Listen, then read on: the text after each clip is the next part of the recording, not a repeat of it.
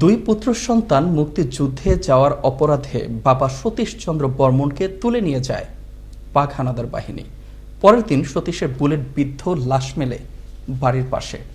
স্বাধীনতার 50 বছরেও রাষ্ট্রীয় স্বীকৃতি মেলেনি মুক্তিযুদ্ধে আত্মদানকারী সতীশচন্দ্র বর্মনের। এমনকি মুক্তিযোদ্ধার স্বীকৃতি মেলেনি যুদ্ধে যাওয়া সেই দুই ভাইয়েরও। রংপুর থেকে মাহফুজ আলম প্রিন্সের প্রতিবেদনে থাকছে বিস্তারিত। 14 আগস্ট 1971 সাল পুরাতন শহর রংপুরের মাহিগঞ্জে স্থানীয় রাজাকারদের সহায়তায় পাক বাহিনীর হামলা চলে সতীশচন্দ্র বর্মনের বাড়িতে। সতীশের অপরাধ দুই পুত্র বিজয় ও বিনয়কে ভারতের প্রশিক্ষণ ক্যাম্পে পাঠানো। পরের দিন সকালে মেলে সতীশের বুলেট বিদ্ধ লাশ। স্বামী এবং সন্তানের রাষ্ট্রীয় স্বীকৃতির আশায় স্ত্রী সরবালা বর্মন অনন্ত লোকে পাড়ি জমান। পাক বাহিনীর হাতে পিতার নির্মম মৃত্যুতেও শহীদের স্বীকৃতি না পাওয়ার ক্ষোভ যুদ্ধে যাওয়া সেই দুই পুত্র সন্তানের। কেন, কি কারণে, কিভাবে আমাদের সেই শহীদ পরিবারের অন্তর্ভুক্ত করা হলো না, এটা অবশ্যই পরিতাপ এবং দুঃখের বিষয়। যে হারে পদক্ষেপ গ্রহণ করছে সে হারে যদি সহানুভূতির সহিত আমাদেরকে এই তালিকাভুক্ত করা হয় তাহলে আমরা কৃতার্থ হইতাম। এদিকে দুই পুত্রকে মুক্তিযোদ্ধা আর সন্তানের যুদ্ধে যাওয়ার অপরাধে বাবাকে শহীদ হিসেবে রাষ্ট্রীয় তালিকাভুক্ত করার আহ্বান জানালেন গ্রামবাসীরা। আমরা তো দেখছি আমার বাবা মারি ফেলাইছে গন্ডগোলের সময়। এখানে ঘর ছিল, ঘর থেকে নিয়ে যাওয়া রাজাকাররা মারছে।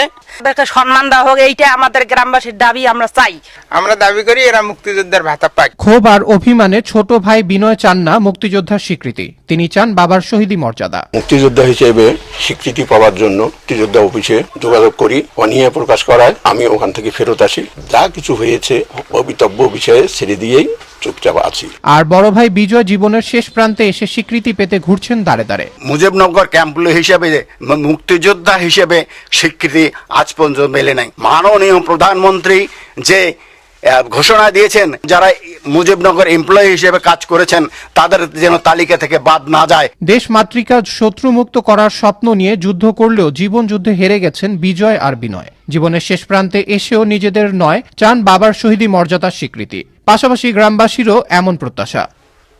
আবরার আহমেদ মাহি, আনন্দ টিভি, ন্যাশনাল ডেস্ক। খাল বিল পেরিয়ে গ্রামের পর গ্রাম ছাড়িয়ে পায়ে হেঁটে ও দৌড়ে তারা পৌঁছে দিতেন ডাকঘরের চিঠিপত্র। কিন্তু বদলেছে সময়।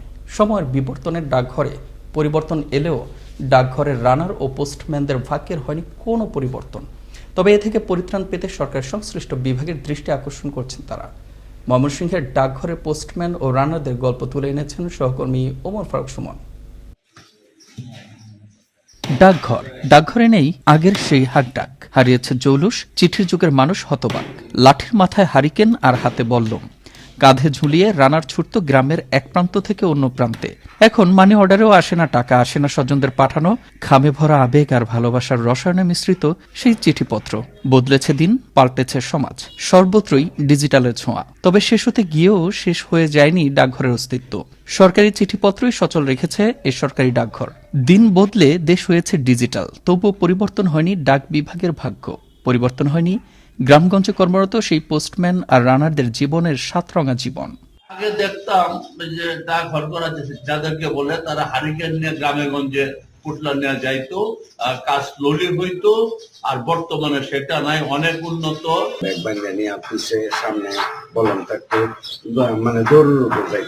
শহরের ডাকঘরগুলোতে ডিজিটালের স্পর্শ থাকলেও সংস্পর্শে আসেনি গ্রামের শাখা অফিসগুলোতে।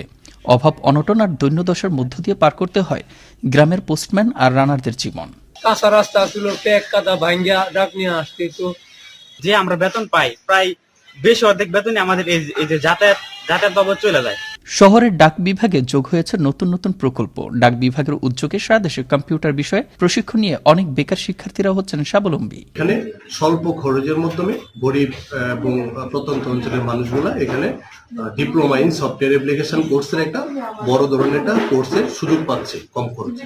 কম্পিউটার কোর্সটা করতেছি যাতে ভবিষ্যতে ভালো কিছু করতে পারি। কম খরচে সবকিছু সুযোগ সুবিধা আছে, এই বলে আমরা এখানে আসছি।